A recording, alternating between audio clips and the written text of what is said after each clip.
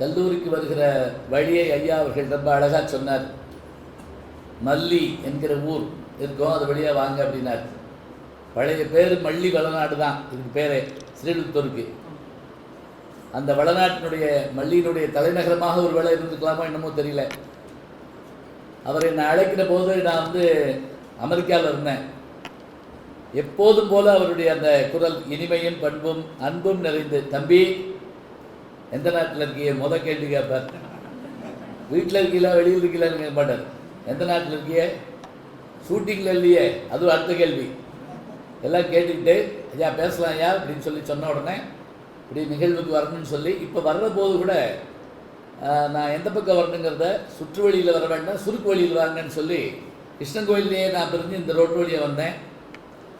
இந்த நிகழ்வுக்கு நான் உள்ளே வந்து என்னோடு வருகை இருந்திருக்கிற என்னுடைய ஆசிரியர் பெருமக்கள், குறிப்பாக நான் மேடையில் பேசுகிற போது எனக்கு எந்த சந்தேகம் இருந்தாலும் உடனே தீர்த்து வைக்கக்கூடிய நல்ல நக்கீரன் என்று, மதுரை நக்கீரன் என்று போற்றப்படுகிற ஐயா புலவர் வேலாயுதனார் அவர்கள், ஐயா அவரோடு பணிபுரிந்து எங்கள் குடும்ப நலனில் அக்கறை கொண்டிருக்கக்கூடிய அறிவுக்குரிய ஐயா ரத்தன் ஐயா அவர்கள், அவர்களுக்கும் இங்கே வர்றேன்னு சொன்ன உடனேயே அவர்கள் ரெண்டு பேரும் ரொம்ப மகிழ்ச்சியாக புறப்பட்டு வந்தாங்க. இந்த பிள்ளைகள் டூர் போகிறோம்னு சொன்னோன்னே கிளம்பி வரும் இல்லையா, அது மாதிரி ஒரு சந்தோஷம் அவர்களுக்கு.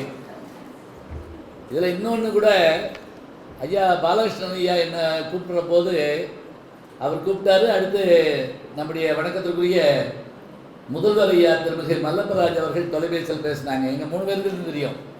ஆனால் திடீர்னு வேலாயுத ஐயா கேட்டார், எங்கே சுந்தரேஸ்வரி கல்வியியல் கல்லூரி போறீங்களாம்ல அப்படின்னாரு. உங்களுக்கு எப்படியா தெரியும் அப்படின்னேன். மல்லப்பராஜன் ஆனால் ஒன்றா வேலை பார்த்தோம்ல அப்படின்னாரு. மொதல் வார்த்தை அந்த தமிழ் உணர்வு எப்படி கூட்டு வைக்கிறார் தான் ஐயா முதல்வர் அவர்கள் சொன்னாங்க. கல்லூரியினுடைய உள்ள நுழையிற போதே எனக்கு என்ன பெரிய மகிழ்வாக இருந்ததுன்னா, இந்த வாசலில் போடப்பட்டிருந்த கோலம் அவ்வளோ அழகாக இருந்தது. உண்மையா அது எனக்கு தெரியும். என்ன சாதாரண கோலம் போடுறதுக்கான நேரமும் இப்படியான கோலம் போடுவதற்கான நேரமும் இருக்குது. ரங்கோலி அப்படின்னு அந்த ஸ்டைலில் சொல்லுவோம். அதை போட்டிகளில் போய் கலந்துக்கிட்டா, அனைத்து கல்லூரி பல்கலைக்கழக போட்டிகளில் கலந்துக்கிட்டா நிச்சயமாக நீங்கள் தான் வெல்வீர்கள் என்ற ஒரு நம்பிக்கை எனக்கு இருக்குது.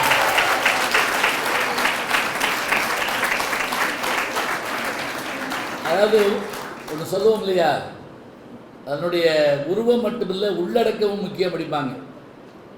கான்செப்ட் அப்படின்னு அந்த ஆங்கிலத்தில் சொல்லுவோம். உள்ளே வருகிற போது அகரம் என்னை வரவேற்றது. உண்மையிலேயே அகரம் என்னை வரவேற்றது. இங்கே வந்தால் ஒரு புத்தகமும் மயிலரகம் உயிரெழுத்துக்களும் என்னை வரவேற்கணும். இந்த கல்லூரியில் நடக்கிறப்ப கூட தரையில் பார்த்து தான் நடக்கணும் போட்டிருக்கு. கால் பட்ட இடமெல்லாம் தமிழ் என்பது போல அப்படியான ஒரு சிறப்பு இருக்குது. முதல்வர் ஐயா வரவேற்புரை சொல்லுகிற போது அதைத்தான் அருமையாக வலியுறுத்தினார். எல்லாரையும் ஒருங்கிணைத்தது தமிழ் அப்படின்னார். அதே போல தொகுப்பாளர்கள் அதே மாதிரி தான். மிக அவர்களுக்கு ஒரு பாராட்டுறீங்க சொல்லணும். இறைவணக்கம் பாடியவர்களும் அருமையாக பாடினாங்க. காணவங்கள இருக்காங்க. ரொம்ப நல்லா இருந்தது. ரொம்ப அதோட என்னன்னா, அந்த பாட்டு முடிகிற போது இது முடிக்க போகிறோம் அப்படின்னு நம்மளை உணர வைக்கிறது சாதாரணம் இல்லை. இப்போ சங்கீதத்தில் அதுக்கு பேர் தீர்மானம்னு சொல்லுவாங்கன்னு நினைக்கிறேன். முடிக்க போகிறப்ப 3 தடவை வாசித்து தீர்மானம் முடிப்பாங்க. அது மாதிரி அவங்க அதை முடிக்கிறதுக்கான அந்த குரலை எடுத்து வந்து அதை முடித்தாங்கிறப்ப அருமையாக இருந்தது. இப்போ நம்ம இந்த நிகழ்வை இவ்வளவு சிறப்பாக நடத்துவதற்கு காரணமாக இருக்கின்ற இந்த கல்வி ஆலயத்தினுடைய நிர்வாக இயக்குனர், செயலர், வணக்கத்திற்குரிய ஐயா திருமிகு திலீபன் ராஜா அவர்களுக்கு அன்பு பாராட்ட நான் மகிழ்வோடு தெரிவிச்சுக்கிறேன். அவர்கள் பாருங்க, பொறியியல் படிச்சிருக்காங்க, சட்டம் படிச்சிருக்கிறாங்க. அதற்கு மேலும் நல்ல உயர்ந்த சிந்தனையோடு இந்த கல்வி ஆலயத்தை உருவாக்கி சிறப்பித்திருக்கிறார்கள். அவர்களுக்கும் என்னுடைய அன்பு பாராட்டை நான் மகிழ்வோடு தெரிவித்துக் கொள்கிறேன். இந்த நிகழ்விலே நன்றியுரை கூற இருக்கின்ற வணக்கத்திற்குரிய மோகன்ராஜ் அவர்கள், உதவி பேராசிரியர் அவர்களுக்கு அன்பு பாராட்டை மகிழ்வோடு சொல்லி, வருகை தந்திருக்கிற ரோட்டரி சங்கத்தை சார்ந்த பெருமக்கள் எல்லாரையும் நான் ரொம்ப பெருமிதமாக வணங்குறேன். ரோட்டரி சங்கத்தினுடைய சிறப்பு என்னன்னு நீங்களாம் நிறைய கேள்விப்பட்டிருப்பீங்க. அது முக்கியமான சிறப்பு என்ன அப்படின்னா, போலியோ அப்படின்னு ஒரு நோய். அந்த நோய் வந்தால் நமக்கு முன்னோர்களெல்லாம் என்ன நினச்சாங்கன்னா, அது ஒரு சாபத்தால் வருவது அப்படின்னு நினச்சாங்க. ஆனால் அதை போக்குவதற்காக மருந்து கண்டுபிடிச்சார் அமெரிக்காவில் வாழ்ந்த ஒரு விஞ்ஞானி. அதோடு மட்டும் இல்லை, தான் கண்டுபிடிச்ச அந்த மருந்துக்கு காப்புரிமை பெறவில்லை. அவர் தான் ஆச்சரியம். அந்த காப்பிரைட் பெற்றிருந்தார்னா உலகத்திலே கோடீஸ்வரர் அவர் தான். அந்த போலியோ மருந்தும் சொட்டு மருந்தும், போலியோ மருந்து கொடுத்தோம்னா இந்த கால் இடுப்பு கீழே கை கால்கள் இதாக இல்லாமல் இருக்கும். அந்த போலியோ நோயை ஒழித்து காட்டுகிறோம் என்று சொன்ன ரோட்டரி கிளப்பை பார்த்து எல்லாரும் அது சாத்தியமானு கேட்டாங்க. ஆனால் அவர்கள் செய்து காண்பித்தார்கள். போலியோ இல்லாத இந்தியா தான் முக்கியம். அதை செய்து காட்டிய பெருமை. இன்னொரு சிறப்பு கூட உண்டு. என்னன்னா, இலங்கையில் யுத்தம் நடந்துகிட்டு இருக்கு கடுமையாக.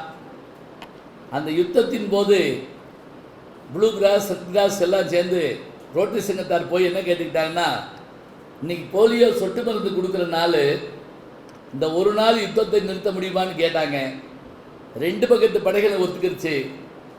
ஒரு நாள் இலங்கை யுத்தத்தை நிறுத்தி அங்கிருந்தவர்களுக்கு போலியோ கொடுத்த அத்தகைய பெருமையுடையவர்கள் தான் இந்த ரோட்டரி சங்கத்தை சேர்ந்த பெருமக்கள். பெரிய விஷயம்.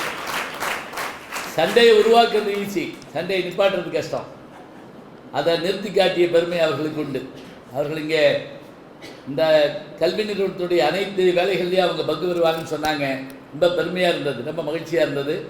அவர்களுக்கு பாராட்டை சொல்லி எல்லாவற்றுக்கும் மேலாக ரொம்ப உற்சாகத்தோடு உட்கார்ந்து, ஏன்னா அடுத்து நீங்கள் தான், நாங்கள் வகிக்கிற பொறுப்பெல்லாம் உங்கள்கிட்ட தான் கொடுக்க போகிறோம். நீங்கள் தான் ஆசிரியர்கள், பேராசிரியர்கள், முதல்வர்கள், துணைவேந்தர்கள் என்ற அத்தனை பதவிகளையும் உங்களால் தான் வகிக்க முடியும். இப்போ இங்கே உள்ளே வந்த உடனே அந்த குழந்தைகள், இந்த சின்ன பிள்ளைகள் 3 பேர் பார்த்தாங்க இல்லையா, யாழினி, ஹரிஹரன், ஜோசப், 3 பேருக்கு ஒரு கைதட்டி கொடுக்க பார்க்கலாம். ஏன்னு சொல்கிறேன், ஏன் தெரியுமா? வந்த உடனே என்னை கேட்டது, நீங்கள் சுட்டி டிவியில் பொம்மியும் திருக்குறளும்னு ஒரு நிகழ்ச்சியில் நீங்கள் தானே திருக்குறள் சொல்கிறீங்க அப்படின்னா, குழந்தைகளும் புரிந்து கொள்ளுமாறு என்னால் பேச முடிகிறது என்று சொன்னால் நம் தமிழின் பெருமையை நீங்கள் அறிந்து கொள்ள வேண்டும். அதான் உண்மை. 3 வயசு குழந்தை, 3 வயசு குழந்தை புரிஞ்சுக்கிட்டு என்னை எட்டி பார்க்குதுன்னு சொன்னால் எவ்வளோ சந்தோஷம். இப்போ தொலைக்காட்சிகளில் வரதில் என்ன லாபம்? ஐயா பாலகிருஷ்ணன் ஐயா சொன்னாங்க இல்லையா, அவர் எழுதுவார், பேசுவார், நடிப்பார், எல்லாம் செய்வார்னு சொன்னார்ல. எனக்கு எவ்வளோ கஷ்டம்னு எனக்கு தான் தெரியும். இந்த சரவண மீனாட்சின்னு ஒரு தொடர் வந்துச்சு. நான் ஒரு புத்தகம் எழுதினேன், அதெல்லாம் ஆமான்னு சொல்லாதீங்க. பேசுங்கதைன்னு ஒரு புத்தகம் எழுதினேன். சரி எழுதிட்டு போங்க, அதை பற்றி யாரு கேட்டா? அது என்ன சிலபஸில் இருக்க போது இல்லை. சரி இருக்கட்டும், இருந்தாலும் சாய்ஸில் விட்டுருப்பீங்க, பரவாயில்ல. இல்லை எதுக்கு சொல்கிறேன், காட்டு விலங்கறியும் கைக்குழந்தை தானறியும் பாட்டின் இசைதனை பாம்பறியும் நான் பாரதி. குயில் பாட்டில், குயில் பாட்டுன்னு பாஞ்சாலி சபதம், கண்ணன் பாட்டு, குயில் பாட்டு கேள்விப்பட்டிருப்பீங்க. நீங்கள்லாம் ஆசிரியர் பெருமக்களாக போகிறீங்க, நினைவு வச்சுக்கோங்க. வகுப்பறையில் ஒருத்தர் தூங்கக்கூடாது, வகுப்பறையில் ஒருத்தர் எழுந்திரிச்சு போகக்கூடாது. அப்படியே பிடிச்சி உட்கார வைக்கணும்னா உங்களுக்கு பல்வேறு திறமை இருக்கணும். இப்போ சிங்கப்பூருக்கு என்னை கூப்பிட்டுருந்தாங்க. 300 தலைமை ஆசிரியர்கள், நல்லா கவனிச்சுங்க, 300 தலைமை ஆசிரியர்கள். சிங்கப்பூர், மலேசியா 4 நாட்டிலேருந்து வந்திருந்தாங்க. தமிழ் தான். என்ன தலைப்பு தெரியுங்களா? வகுப்பறையை மகிழ்ச்சியாக வைத்துக்கொள்ள முடியுமா? இதுதான் பிரச்சனை. ஃபஸ்ட்டு வார்த்தை இதுதான், வகுப்பறையை மகிழ்ச்சியாக வைத்துக்கொள்ள முடியுமா? முடியும்னு என்னை கூப்பிட்டு பேச வைக்கிறாங்க. அதை பல பேர் நம்பவே இல்லை. அது எப்படி வகுப்பறையை? அது என்ன விளையாட்டுடமா? விளையாட்டு இல்லைதான். ஆனால் புளி கொண்டு நாம் செதுக்குவது ஒரு வகை, அதுக்கு பதிலாக மயிலருக்கு கொண்டு வந்து அப்படியே லேசாக அப்படி உரசுவது ஒரு வகை. நாம் என்ன செய்கிறோம் அப்படின்னா, இந்த பூவில் தேன் எடுக்கிற போது பூவுக்கு வலிக்கக்கூடாது, ஆனால் தேன் எடுக்கப்படுறோம். அது கருவுற வேண்டும், அது காயாக கனியாக விதை தர வேண்டும். இத்தனை வேலையும் நடக்கணும். நம்முடைய செயல்பாடுகள் எப்படி இருக்கணும்னா, இந்த வகுப்பா நம்ம கட் பண்ணிட்டு போகக்கூடாது அப்படிங்கிற அளவுக்கு நமக்கு பல திறமைகள் இருக்கணும். இன்னும் சொல்கிறதா இருந்தால், உங்களில் யாருக்காவது பாடும் திறமை இருந்தால் நீங்கள் வகுப்பறையில் பாடிட்டா யாரும் அசையவே மாட்டாங்க. பெரிய விஷயம். எங்கள் பேராசிரியர் நான் பார்த்துருக்கேன். சங்கரநாராயணர்னு ஒருத்தர் இருந்தார். சங்கரநாராயணன். அவர் பாஞ்சாலி சபதத்தையும் கண்ணன் பாட்டையும் பாடினார்னா இன்னைக்கு எனக்கு அந்த ஞாபகம் இருக்குது. காதலி காத்துக்கிட்டு இருக்கா, காதலன் அல்ல. அப்போ அவள் என்ன சொல்லி தன்னுடைய தோழிகிட்ட பேசுவாங்கிற விஷயத்த அவர் அப்படியே பாடிக்கிட்ட சொல்வார். இது என்ன தெரியுமா, நொண்டி சிந்து அப்படிம்பார். சொல்லிட்டு காலை லேசை இழுத்துக்கிட்டே நடந்தா எப்படியோ அது மாதிரி அந்த சிந்து தயங்கி தயங்கி போகுமா. வரிசையாக ஒவ்வொன்றா சொல்லி கேட்டுவார்.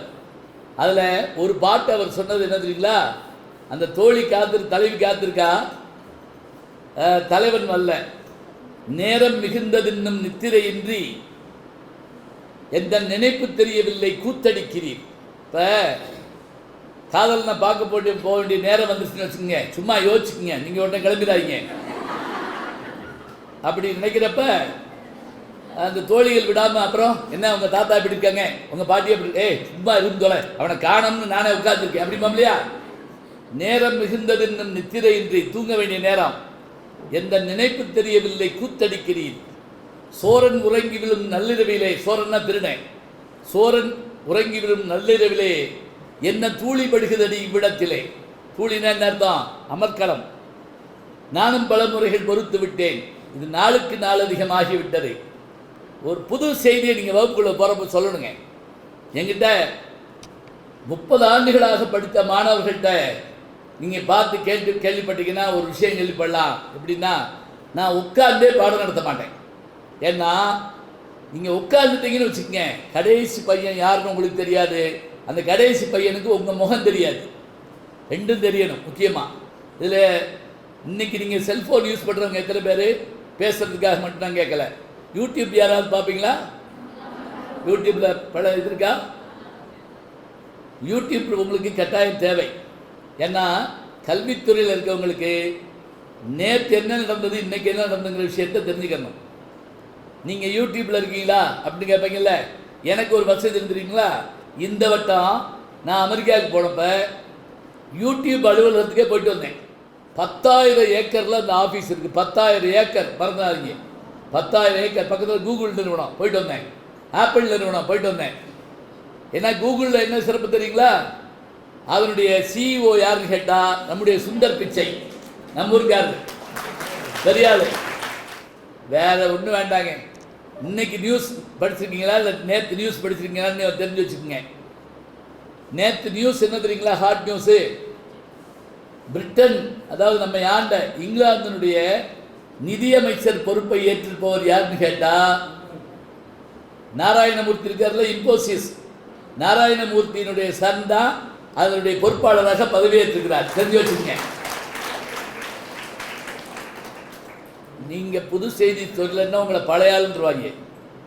எனக்கு சிலப்பதிகாரம் மட்டும் தெரிஞ்சால் பத்தாது, கவுந்தேடிகள் மட்டும் தெரிஞ்சால் மட்டும் பத்தாது, ஹன்சியா மோத்வானியும் தெரியணும். ஞாபகம் வச்சுக்கோங்க.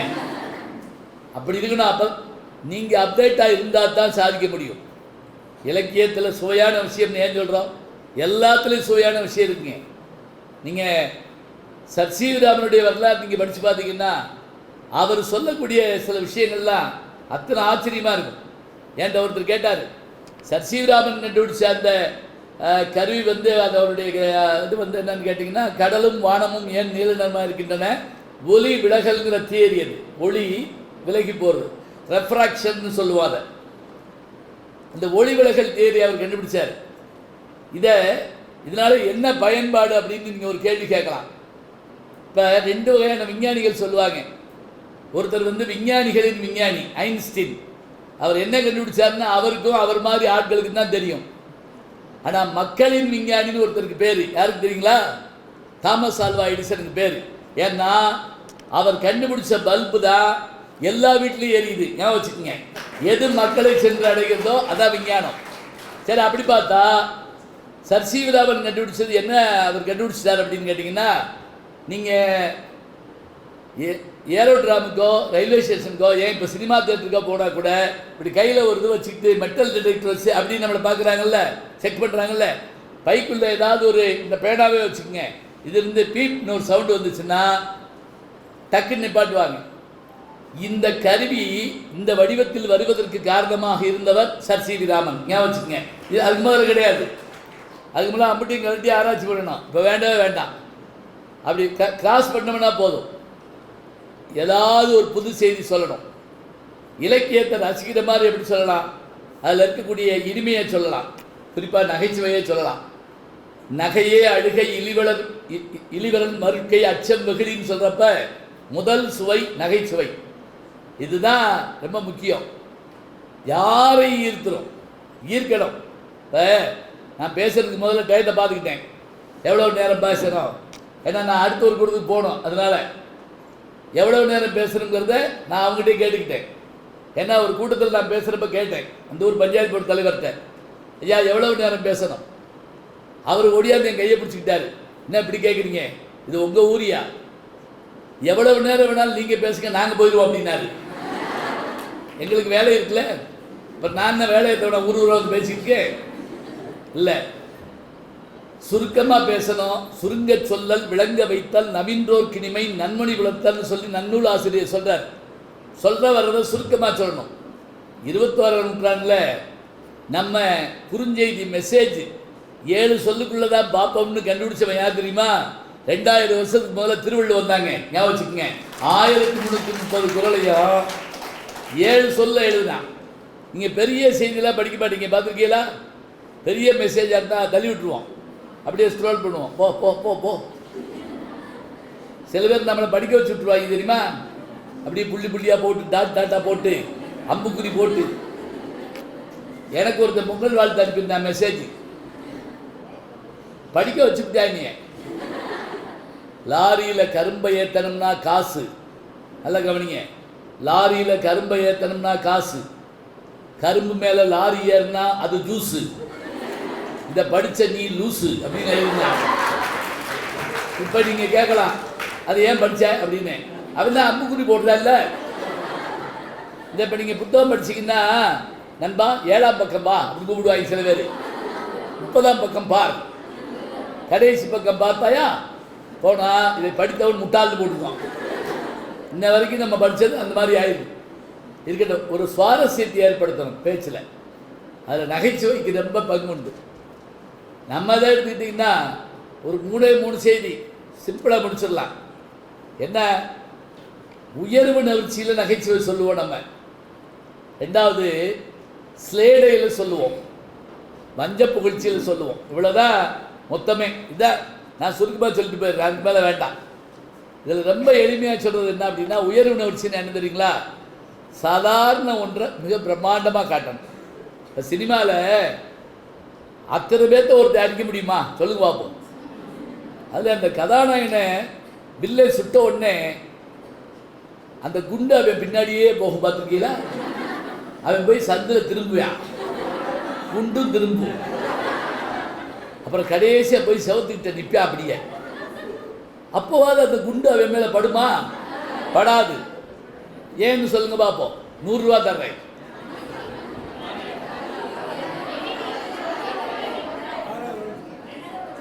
சரி நீங்கள் வச்சுக்கங்க. ஏன்னா அப்படியே வண்டு மாதிரி நிற்கும்.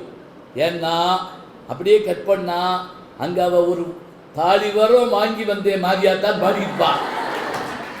மாரியாத்தா அப்படியே பிடிச்சி நிப்பாட்டம்.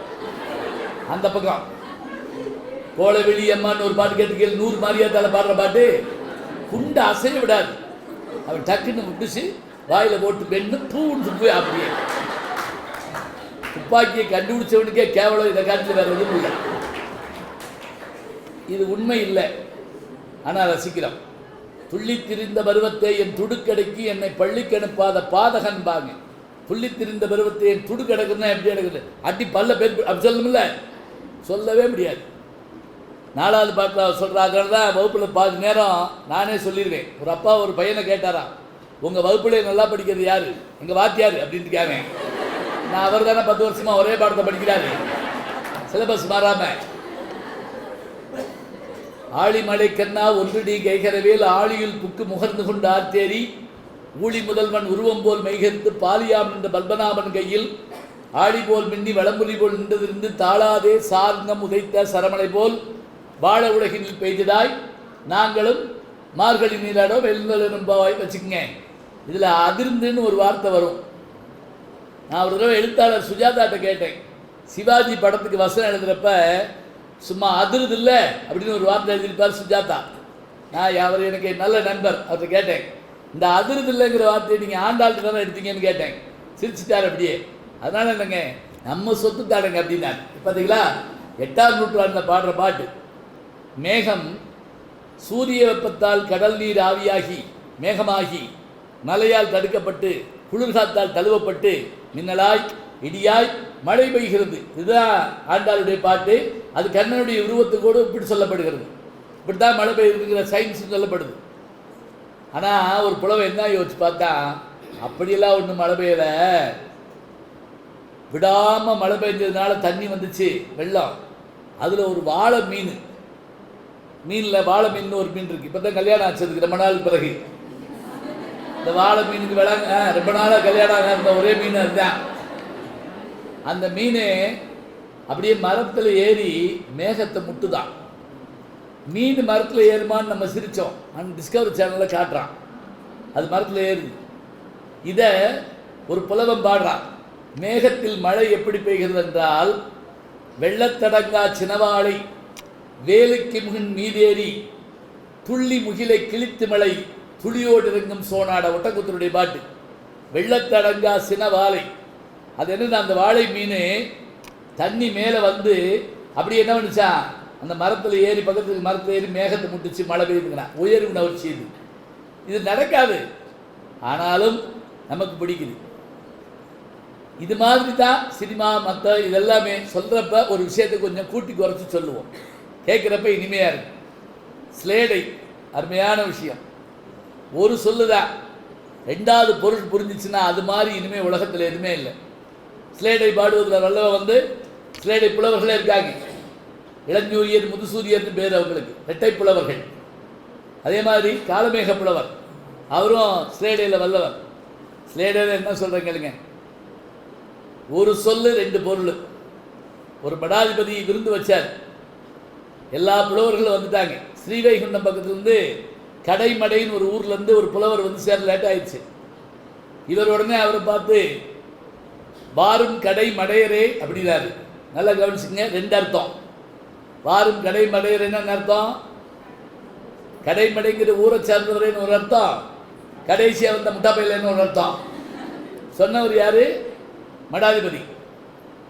வாரும் கடை மடையரேன்னு சொன்ன உடனே அவன் என்ன பண்ண தெரியுமா, அந்த புலவன், வடக்கம் மடத்தலைவா அப்படின்னா 2 அர்த்தம்.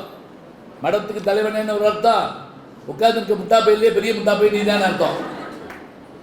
பாருங்க, ஒரு சொல்ல 2வது தடவை அதனுடைய. இப்போ உங்களுக்கு இன்னும் எளிமையாக சொல்கிறேனே, வாத்தியார் பாடம் நடத்திட்டு இருக்காரு, திடீர்னு ஒரு பாட்டு வந்த உடனே பையங்களை பார்த்து சொன்னார், இந்த பாட்டை பாடுனா நல்லா இருக்கும்.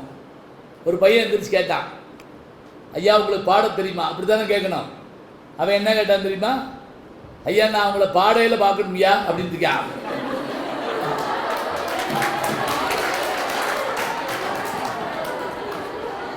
எப்படி புரியுது பார்த்தீங்களா? கரெக்டா?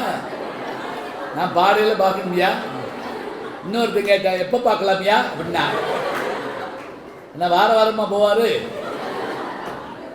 பாடுகிற போதுங்கிற ஒரு சொல்லு அது 2வது தடவை பயன்படுத்துகிற போது என்ன அழகாக இருக்குது பாருங்க. வேற ஒன்றும் வேணாம்.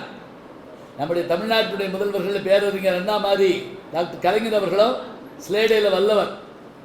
அவர் முதல்வராக இருந்தப்ப அரசு ஊழியர்கள் ஆசிரியர்கள்லாம் சம்பள உயர்வு கேட்டாங்க. கோயிலில் நாதஸ்வரம் வாசிக்கிறவங்களும் சம்பள உயர்வு கேட்டாங்க. உடனே அவர் எல்லாத்தையும் பார்த்துட்டு எல்லாத்துக்கும் சம்பள உயர்வு போட்டு கொடுத்தாரு. அதோடு விடலைங்க, மேடைக்கு வந்து சொன்னார், அலுவலர்கள் ஆசிரியர்கள் அத்தனை பேரும் சம்பள உயர்வு கேட்டார்கள். ஆனால் இந்த ஆனால் போடுறப்ப ரொம்ப பார்த்து போடணும். அது நம்ம எந்த இடத்துல போடுறோங்கிறத முக்கியமாக பார்த்து போடணும். அவர் சொல்கிறாரு, அவர்களெல்லாம் சம்பள உயர்வு கேட்டார்கள், ஆனால் இந்த நாதஸ்வரம் வாசிப்பவர்கள் மட்டுமே ஊதிய உயர்வு கேட்டார்கள் அப்படின்னாரா. ரொம்ப பேருக்கு புரியல, பேசாமல் உட்காந்துருக்கீங்க. இங்கிலீஷ் படம் பார்க்குற மாதிரி.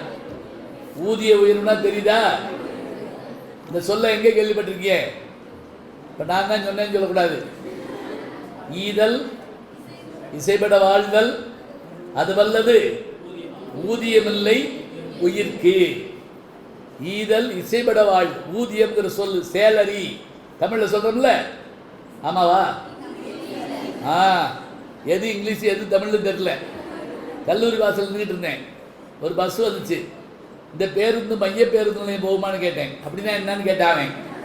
இந்த பேருந்து மைய பேருந்து நிலையம் போகுமா, நீ என்ன சொல்கிற அப்படின்னா, இந்த பஸ் ஸ்டாண்டு போகுமான்னு. அப்படி தமிழில் கேட்டு தொலை வேண்டியதானே அப்படின்னா,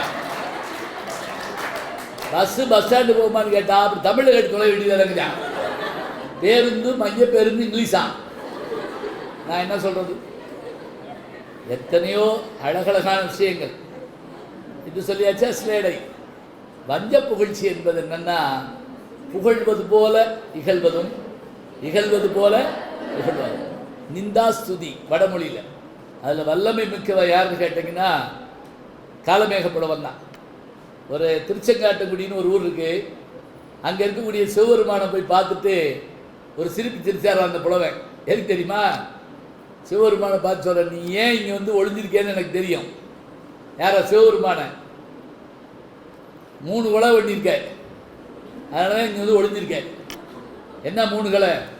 நீ தான் இந்த யமதர்மன் காலகாலங்கிறவனை அந்த மார்க்கண்டேயனை அழிக்க வந்தபோது காலால் மிதித்து கொன்ன ஒன்று, மன்மதனை எரிச்சே கொன்ன, ஒருத்தவனை மிதித்து கொன்ன, இன்னொன்று எரிச்சு கொன்ன. இன்னொரு வீட்டுக்குள்ளே போய் அந்த பிள்ளைய அறுத்து கொடுன்னு சொல்லி பிள்ளைக்கறி வேணும்னு கேட்டேன். இந்த 3 வேலையும் செஞ்சது வெளியே தெரிஞ்சு போகும்னு உள்ளே வந்து உட்கார்ந்து கேட்கும். காலனையும் காமனையும் காட்டு சிறு தொண்டர் தரு பாலனையும் கொன்ற பழி போமோ, நீ வந்து போய் சொன்னதெல்லாம் போயிடுமோ சொல்லிட்டு, நாட்டிலே விட்டிருந்த நாதரே நீர் திருச்செங்காட்டிலே விட்டிருந்த கால் அப்படின்னு பாட்டை முடிப்பார். இதுக்கு பேர் நிந்தாஸ்துதி. உண்மையிலேயே அவர் கொலையாளியா குற்றவாளியா இல்லை, கேலி செய்வது போல திட்டுவது போல பாராட்டுதல். நல்ல விஷயங்களை கேட்க கேட்க ரொம்ப இனிமையாக இருக்குங்க. இப்போ நீங்கள் பல நூல்களுடைய பேர் நமக்கு தெரியாது. நந்திக்கடம்பகம்னு ஒரு நூல் இருக்குது தமிழில். அதை எழுதினவர் யாருன்னு தெரியல, காடவராயன்னு சொல்கிறாங்க, ஆனால் உண்மையான பேர் தெரியல. பல்லவர் காலத்தில் எழுதப்பட்டது. அதில் அந்த காலத்தில் நடந்த ஒரு விஷயத்தை சொல்லி அந்த பாட்டில் வரும். அந்த காலத்தில் கணவன் மனைவியை விட்டு பிரிஞ்சு பரத்த வீட்டுக்கு போவான். இப்போ உதாரணமாக சிலப்பதிகாரத்தில் கோவலன் மாதவி வீட்டுக்கு போகிறான்ல, அது மாதிரி இவன் போயிட்டான். போயிட்டு வந்து வீட்டு வாசல் நின்னா மனைவிக்கு கோவம் தாங்க முடியல. எங்கே போயிருக்கான்னு தெரிஞ்சு வச்சு, எங்கே போனேன் அப்படின்னு கேட்டான். எங்கே போடுங்க எப்படி சொல்லுவேன்? ஒரு மாதிரி லூஸ் மாதிரி சிரிச்சிருக்கான். சரி, போன இடத்துல பாட்டு பாடினியான்னு கேட்டான். இவனுக்கு சந்தோஷம். ஆமாம் அப்படின்னா, நினச்சேன் அப்படின்னா. என்னான்னு கேட்டான். ராத்திரி 12 மணிக்கு ஒரு சத்தம் கேட்டுச்சு. காட்டில் பேய் அழுகுதுன்னு எங்கள் அம்மா சொன்னான்.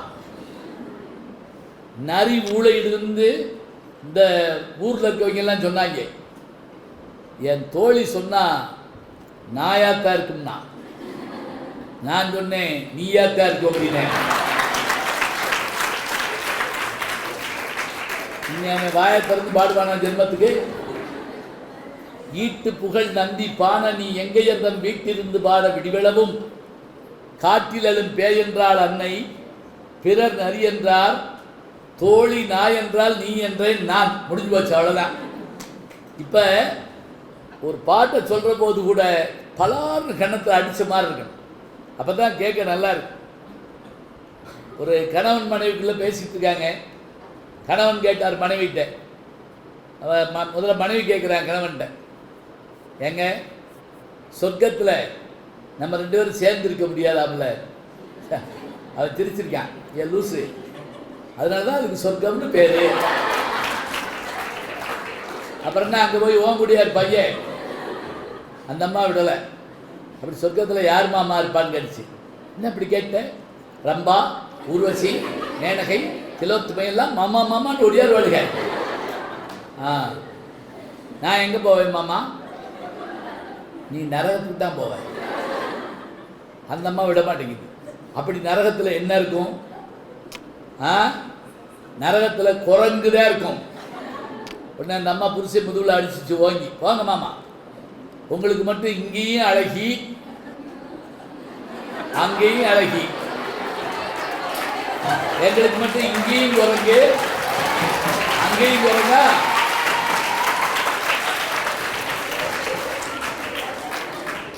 நேரம் எடுத்துருக்கணுமியா. அவர் கேட்டுக்கிட்ட உட்காந்துட்டார் பேசாம.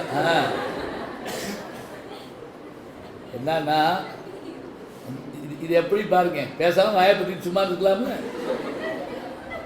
அந்த வார்த்தையை பொறுத்து அழகா இருக்கும்.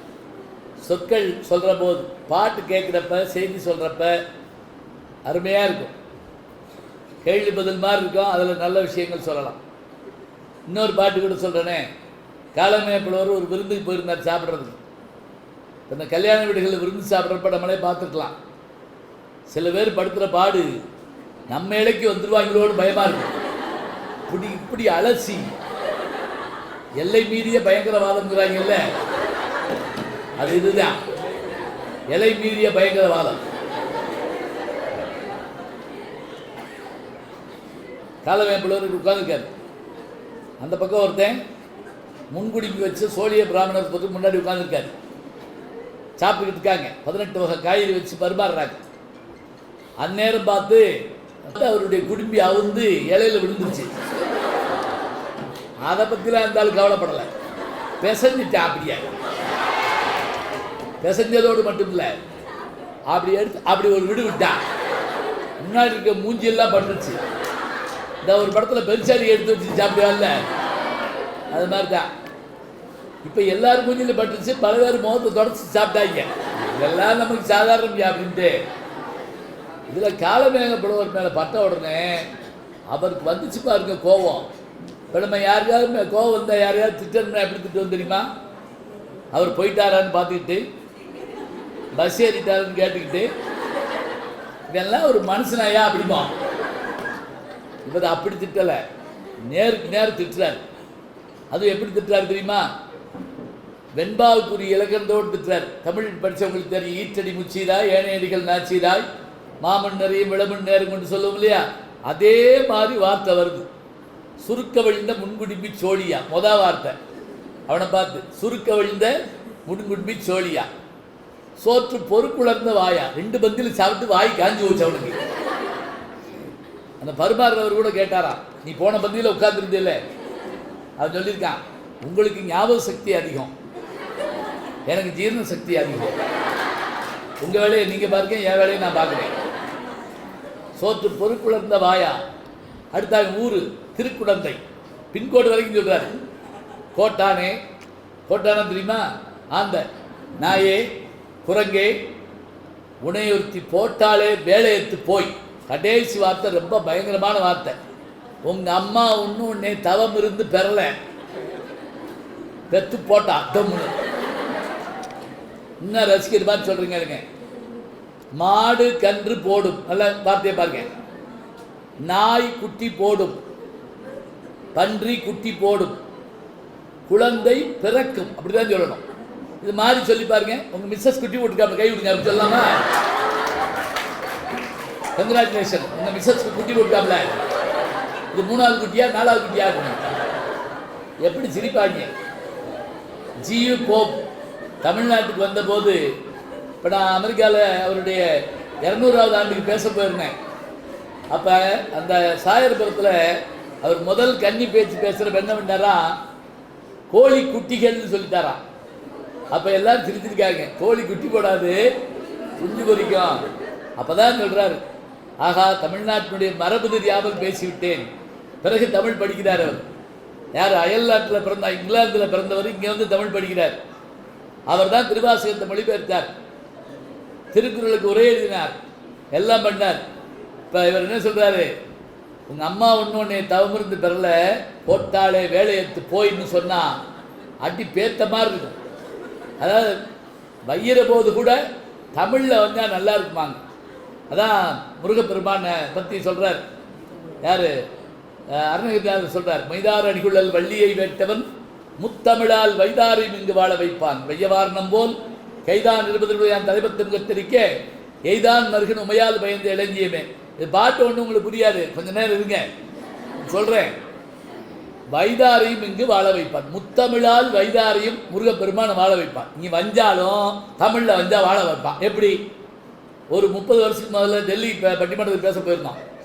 எல்லாம் சரியா இருக்கான்னு கேட்டேன். என் கூட வந்து ஒருத்தர் எல்லாம் சரியா இருக்கு, கொண்டு வந்த அட்ரஸை காண அப்படிட்டாரு. அப்படியால் தான் நம்மளோட வருவாங்க. பேசாமல் உட்காந்துருந்தோம்.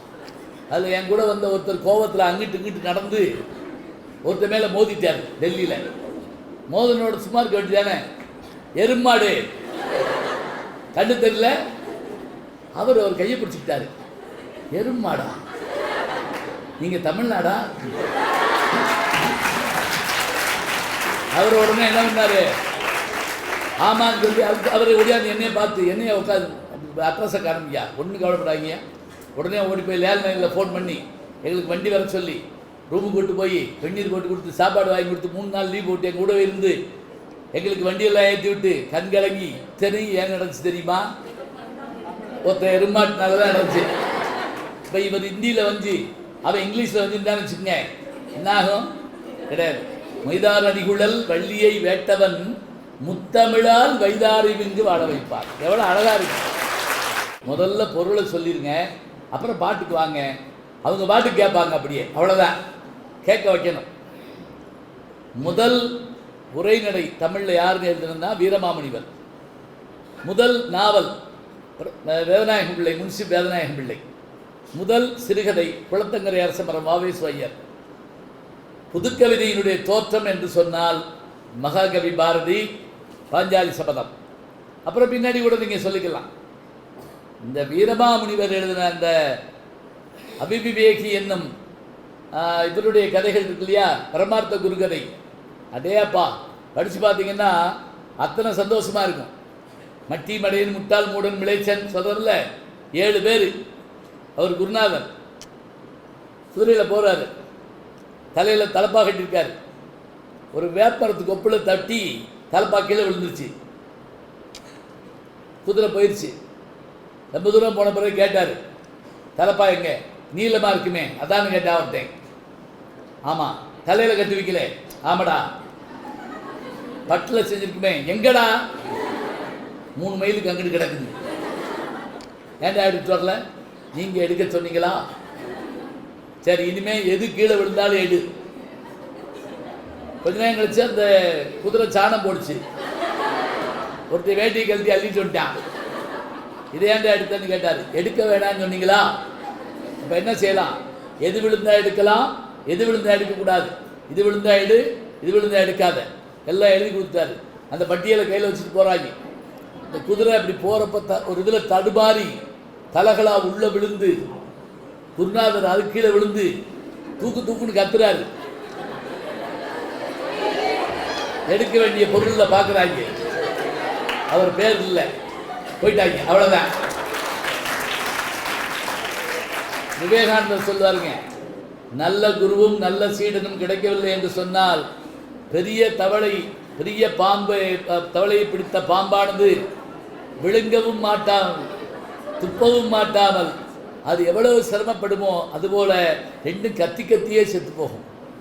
நல்ல ஆசிரியர் கிடைப்பது பெருசு இல்லைங்க, நல்ல மாணவர்கள் கிடைக்கணும். இதான் இப்போ நான் எனக்கு இவ்வளவு நல்ல ஒரு சபையை நான் எங்கே பார்த்துருப்பேன் சொல்லுங்க பார்ப்போம். வகுப்பறை நீங்கள் எப்படி கணிக்கலாம் தெரியுமா? சில பேர் கெடியாரத்தை பார்த்துக்கிட்டே இருக்கான், சில பேர் கலட்டி ஆட்டி பார்ப்பாங்க. ஓடுதான் ஓடலையா? மதியானம் 2 to 3 ஒரு கிளாஸ் இருக்கு இல்லையா?